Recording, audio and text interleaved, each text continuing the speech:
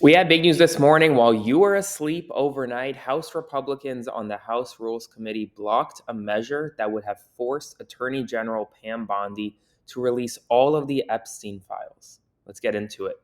So, the House Rules Committee had an amendment present by Representative Ro Khanna of California. It was attached to a procedural bill and would have mandated that Attorney General Pam Bondi publish the documents online on a publicly available website within 30 days. The House Rules Committee narrowly rejected it in a 5 to 6 vote, with Republicans arguing that it was not relevant to the underlying legislation. But one Republican, Representative Ralph Norman from South Carolina, joined Democrats in support of the amendment. A separate effort by Democrats to pass a 5 page resolution demanding not only the release of the Epstein files, but also an FBI report on any suppression or destruction of evidence related to Jeffrey Epstein failed within committee with an 8 to 4 vote. Despite Norman's prior support of the Khanna amendment, he voted against this resolution, saying that the Rules Committee wasn't the proper venue for such an action. Before I continue, I have an exclusive report dropping in about 2 hours. So please subscribe to my Substack to support my work by clicking the button below or sending a one-time donation to support via Venmo to Aaron Parnas. The Epstein file vote overnight begs the question: why would House Republicans reject the release of the Epstein files? This is a bipartisan issue. Both Democrats and Republicans have long been calling for transparency and accountability in measures concerning Jeffrey Epstein.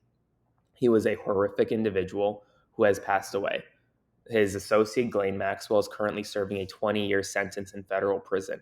His files should and could be released. Now, there are some concerns that individuals named in the files may not have been associated with criminality, and that is a valid concern. If they were just associated with Epstein, say they were friends with him, but had nothing criminal going on, then their name should be redacted. But that's up to the Attorney General. That's not up to Congress. Congress could and should have forced Pam Bondi to release the Epstein files, but late last night they chose not to, and they did it while you were asleep. In addition, in non Epstein news, the Trump administration has ended all bond hearings for immigrants who entered the United States undocumented, meaning that they must remain in custody in detention while fighting deportation, according to exclusive reporting from the Washington Post. This is significant news. What this means: bond essentially allows undocumented migrants who are not threats to the community and are not flight risks to leave detention. Young children, leave detention pending their asylum determination, for example. Well, now they will have to be remaining behind bars.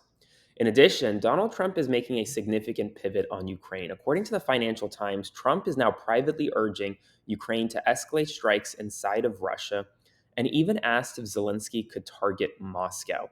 If Ukraine were to strike Moscow, that would be a significant escalation in that conflict. It's also unclear whether or not Ukraine has the capabilities to even strike inside Moscow, given how far away it is from Ukrainian territory. And not all Republicans are happy with Trump's pivot, with Marjorie Taylor Greene this morning blasting Trump's decision to send more weapons, saying, quote, MAGA did not vote for more weapons to Ukraine.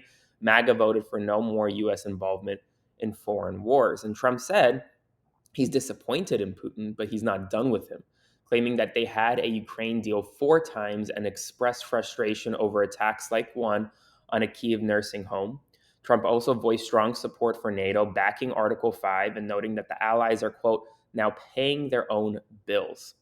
Meanwhile, yesterday, Donald Trump praised the Supreme Court ruling on the Department of Education, saying it rightly returns the authority back to the states. This is a ruling that essentially lifted an injunction blocking the dismantling of the Department of Education. Trump now has the green light to fire over 1,400 Department of Education employees. A Biden-era plan to replace a coal furnace with a hydrogen-powered one at an Ohio steel mill in J.D. Vance's hometown, cutting 1 million tons of emissions annually and creating over 1,000 jobs, has been indefinitely halted by the Trump administration. 6 Republican lawmakers complained that Canadian wildfire smoke is ruining American summer just days after voting for a Trump-backed bill that slashes renewable energy support and boosts fossil fuels. In good news, a 9-year-old Minnesota boy miraculously survived after falling face first onto an arrow that pierced through his brain and nearly exited his skull. Doctors called it a 1 in a million case. And in addition, in Western India, Dr. Singh is using bamboo to reclaim farmland polluted by fly ash from coal plants. That is significant news overseas. That's all the news right now. I'm going to have an exclusive report coming out in about a couple hours, so stay tuned for that. Subscribe to be the first to know to my Substack by clicking the button below, and support my work by sending a one-time donation via Venmo to Aaron-Parnas. Wanted to get this to you early this morning, so there's some time before my exclusive story dropping soon.